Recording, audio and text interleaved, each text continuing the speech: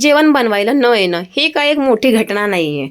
हे कसं आहे ना, कुठलीही मुलगी आईच्या पोटात शिकून येत नाही, ती हळूहळू शिकत असते.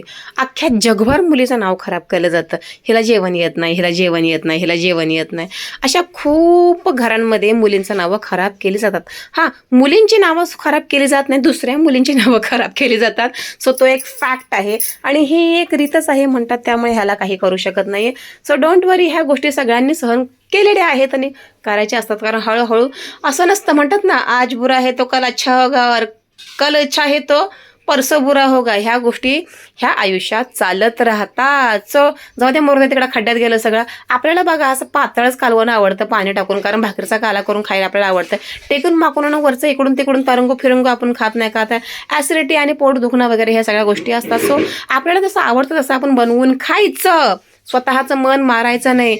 काय माहिती आजचा दिवस आपण उद्या बघतोय की नाही, त्यामुळे टेन्शन घ्यायचं नसतं. आणि भरपूर मुली खूप टेन्शन घेतात. काही मुली सांगते काय, इकडे तिकडे फोन करतात, ह्याला त्याला विचारतात. सर ते टेन्शन घ्यायचं नाही, आपल्याला जसं जमेल तसंच खायचं. आणि या पद्धतीने मी केलेली भाजी आता माझ्या नवऱ्याला सुद्धा फार आवडते बरं.